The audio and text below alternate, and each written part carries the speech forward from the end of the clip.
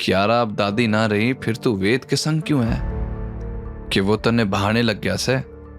ये क्वेश्चन कियारा को अनकंफर्टेबल कर गया, लेकिन गबीना के मन में कुछ और ही चल रहा था। ये वेद तो घना अजीब बिहेव कर रहा है ऐसे, कोई ना कोई गड़बड़ से है। तभी कियारा कंफ्यूज होकर बोली, गबीना ऐसा नहीं है। तो तन्ने क्या सोचा से? जिंदगी भर उससे साथ रहना से? कियारा ने नाम में सर हिलाया, लेकिन कुछ कह नहीं पाई। उसके मन में अभी भी मिस्टर के की कमांडिंग प्रेजेंस, उसकी मिस्टीरियस पर्सनैलिटी घूम रही थी। और फिर उसकी आंखों के सामने वेद की झलक आई। कियारा खुद अपने आप को समझ नहीं पा रही थी। इधर वेद और रकीम टनल के एंट्रेंस पर खड़े थे। टनल का ओपनिंग काफी सकरा था और अंदर पूरा अंधेरा छाया हुआ था। रकीम, तुम्हें यकीन है कि यह टनल सेफ है? वेद ने अंदर देखते हुए पूछा तो रकीम बोला, वेद, जब मैं पहली बार यहां आया था तो इसी रूट का इस्तेमाल किया था, लेकिन इतने सालों बाद मैं अब यहां आ रहा हूं तो मैं नहीं जानता कि अंदर कोई ट्रैप है या नहीं। वेद ने गहरी सांस लेकर कहा, अब तो अंदर जाने का फैसला कर ही लिया है, तो जो होगा देखा जाएगा। Let's go inside. दोनों टनल के अंदर धीरे धीरे आगे बढ़ने लगे। तभी अचानक वेद के सामने एक रेड लाइट फ्लैश हुई और टनल में एक अजीब आवाज आई। शिट! वेद ने तुरंत रकीम को पीछे धकेला। उन्होंने इस रूट को भी सिक्योर किया हुआ है। अचानक टनल में येलोइश गैस रिलीज होने लगी। वेद ने इमीडिएटली अपना शर्ट निकालकर फेस पर लपेटते हुए कहा, रकीम, अपनी सांस रोको, ये गैस टॉक्सिक हो सकती है। लेकिन रकीम तब तक थोड़ी गैस इनहेल कर चुका था। वो जोर जोर से खांसने लगा। दिस बास्टर्ड अविनाश, मुझे पता था कि कोई इस रूट का इस्तेमाल करेगा। वेद और रकीम तेजी से वहां आगे भागे। गैस क्लियर होने के बाद वेद ने रकीम की कॉलर पकड़ी और गुस्से में कहा, रकीम, अब बहुत हुआ। Tell me everything. I want to know everything about my parents. यहां हर पल मेरी जान को खतरा है और मैं उनका सच जाने बिना मरना नहीं चाहता। रकीम ने वेद का हाथ अपनी कॉलर से हटाते हुए सख्त लहजे में कहा, अभी सही वक्त नहीं है। अभी मैं तुम्हारे पापा के लिए लॉयल हूं, और जब तुम किंग बन जाओगे तब मैं तुम्हारे लिए लॉयल हो जाऊंगा, और फिर तुम्हें सच का सामना करना होगा। वेद झल्लाया, सही वक्त, ये सुनकर थक चुका हूं मैं। और क्या है ये किंग? कैसे बनूंगा मैं king? This is my life. लेकिन ऐसा लगता है जैसे तुम सब मिलकर इसे कंट्रोल कर रहे हो। एक तरफ वो मिस्टीरियस मैन है जो मेरे पीछे हाथ धोकर पड़ा है, और एक तरफ तुम सब जो मुझसे सच छुपा रहे हो। क्यों? रकीम ने वेद की आंखों में देखा और वहां उसे गुस्से का गुब्बारा नजर आ रहा था। फिर वो शांत लहजे में बोला, ट्रस्ट मी वेद, अभी सच जानने के लिए तुम थोड़े कमजोर हो। तुम्हें खुद को किंग साबित करना होगा कि तुम तुम्हारे पेरेंट्स का रिवेंज लेने के लिए काबिल हो।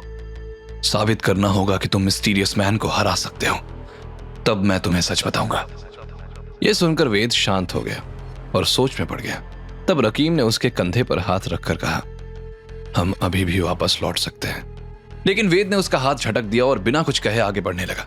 आगे बढ़ते हुए वो लोग एक बंद दीवार के सामने आ गए जहां से कोई रास्ता नहीं था।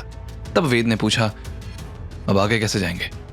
रकीम बोला, आगे नहीं, ऊपर। रकीम के इशारे पर वेद ने ऊपर देखा तो ऊपर एक बड़ा सा ढक्कन लगा था। वेद ने रकीम के हाथ पर पैर रखा और उछलकर ढक्कन सरकाने की कोशिश करने लगा। थोड़ी देर बाद वो ढक्कन हटाने में कामयाब हो गया और ऊपर झांक कर देखा तो वो फैक्ट्री के पिछले हिस्से में पहुंच चुके थे।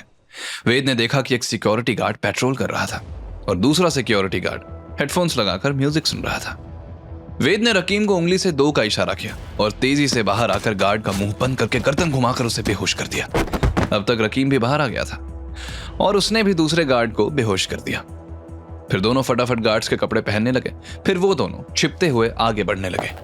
वेद को उस सीक्रेट कमरे का रूट मालूम था जहां उसने ब्रीफकेस देखा था, इसलिए उसने रकीम से कहा, पहले हम वर्कर्स के लॉकर रूम में जाएंगे और फिर वहां से डक के जरिए सीक्रेट रूम में पहुंचेंगे। रकीम ने हाँ में सिर हिलाया और दोनों छिपते हुए लॉकर रूम की तरफ बढ़े। तभी एक वर्कर ने पीछे से उन्हें आवाज लगाई, तुम दोनों कहां जा रहे हो? तुम्हारी तो पीछे ड्यूटी है ना? वेद और रकीम ने एक दूसरे की तरफ देखा और इशारे में ही उस वर्कर को बेहोश करने का प्लान बना लिया। लेकिन तभी किसी और ने उस वर्कर को आवाज लगाई और तब वेद ने राहत की सांस ली और रकीम से कहा, हमें जल्दी करना होगा। दोनों तेजी से लॉकर रूम में आए और फिर डक के अंदर घुस गए और डक को वापस लगाकर सरकते हुए आगे बढ़ने लगे। थोड़ी देर बाद जब वेद सीक्रेट रूम पहुंचा तो उसने देखा कि ब्रीफकेस वहीं रखा है। वो दोनों नीचे आने ही वाले थे कि उन्होंने देखा कि अचानक सामने से एक दरवाजा स्लाइड हुआ जिसके पीछे एलिवेटर था। सडनली एलिवेटर का डोर खुला और एक 45 साल का आदमी लैब कोट पहने हुए बाहर आया। उसे देखते हुए रकीम ने गुस्से में फुसफुसाते हुए, वेद, वेद, वो अविनाश है। अविनाश वहां आया। उसने ब्रीफकेस के हैंडल पर एक पासवर्ड डाला जिससे वहां की लेजर लाइट्स गायब हो गई और फिर वो वापस एलिवेटर में चला गया। एलिवेटर के जाते ही डोर वापस बंद हो गया। वेद डक्ट से नीचे कूदा और फिर उसके पीछे रकीम भी नीचे आया। वो दोनों दरवाजे के सामने आए। तब वेद ने हैंड प्रिंट स्कैनर देखा। वेद ने फ्रस्ट्रेटेड होकर कहा, हैंड प्रिंट स्कैनर है। तब रकीम ने अपने बैग से अपना एडवांस्ड वायरलेस ट्रांसमीटर निकाला। डोंट वरी, मैं हैक कर सकता हूं, लेकिन इसमें 2-3 मिनट्स लगेंगे। रकीम ने पैनल को हैक करना शुरू किया। वहीं दूसरी तरफ एक हाई टेक मॉनिटरिंग रूम में बहुत सारी स्क्रीन्स लगी हुई थी। हीट सेंसर्स, मोशन डिटेक्टर्स और थर्मल कैमरास की लाइव फीड चल रही थी। अविनाश एक चेयर पर बैठा हुआ था। उसके चेहरे पर ईविल सेटिस्फैक्शन नजर आ रहा था। So little Ved is back, उसने स्क्रीन्स पर वेद और रकीम को देखते हुए कहा, और साथ में मेरा पुराना दोस्त रकीम भी है। मुझे पता था तुम यहां दोबारा आओगे और इसलिए मैंने सिक्योरिटी इतनी इजी की कि तुम लोग आसानी से घुस सको। बट यू फूल्स, तुम्हें लग रहा होगा ये सब तुम कर रहे हो, बट सब कुछ मेरे इशारे से हो रहा है। अब तुम उस सीक्रेट रूम में ही मरोगे। उसने इंटरकॉम प्रेस किया। टीम अल्फा, पोजीशंस रेडी करो। Our guests have finally arrived. Screen पर जूम करते हुए उसने वेद के इंजर्ड शोल्डर को नोटिस किया। Interesting, boy is already wounded. ये गेम और भी इजी हो जाएगा। उसने एक स्पेशल बटन दबाया। Computer, initiate sector C lockdown protocol. एक रोबोटिक वॉइस रिस्पॉन्ड की, lockdown initiated, all exit sealed.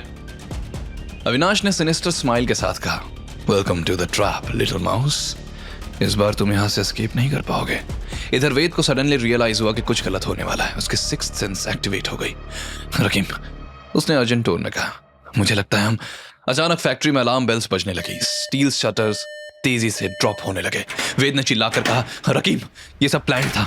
It was a trap. वो कमरा पूरी तरह सील हो चुका था। तभी सीक्रेट लिफ्ट का दरवाजा खुला। 2 massive guards black combat gear में वेद की तरफ बढ़ने लगे। दोनों प्रोफेशनल फाइटर्स लग रहे थे। पहला गार्ड मॉकिंगली बोला, तो तुम हो फेमस वेद, बॉस बहुत एक्साइटेड है तुम्हें पर्सनली मिलने के लिए। दूसरे गार्ड ने हंसते हुए कहा, लेकिन पहले हमें तुम्हारे साथ थोड़ा खेलना है, देखते हैं तुम कितने पावरफुल हो। पहला हंसते हुए बोला, अब बेचारा पहले ही पिटा हुआ आया है, चल इसे छोड़ देते हैं। तब वेद ने अपने इंजर्ड शोल्डर को इग्नोर करते हुए कॉन्फिडेंट स्माइल दी और बोला, पिटने की बारी तो तुम्हारी है। यह सुनकर पहले गार्ड ने टेजर निकालकर वेद को करंट देना चाहा, लेकिन वेद झुककर बच निकला। वहीं रकीम ने ऑलरेडी दूसरे गार्ड पर हमला बोल दिया। तब वेद बोला, रकीम, तुम लिफ्ट से ऊपर जाओ और उस अविनाश को ढूंढो, मैं इन्हें हैंडल करके आता हूं। रकीम ने तुरंत गार्ड को एक पंच मारा और लिफ्ट के अंदर गया। वो गार्ड उसे रोकने के लिए बढ़ा तो वेद ने लात मारकर उसे गिरा दिया। रकीम ने लिफ्ट के अंदर वेद की तरफ देखा। वेद के इंजर्ड हाथ से खून बहने लगा था। यह देखकर रकीम कंसर्न से बोला, मैं तुम्हें यहां अकेला नहीं छोड़ सकता, जस्ट गो।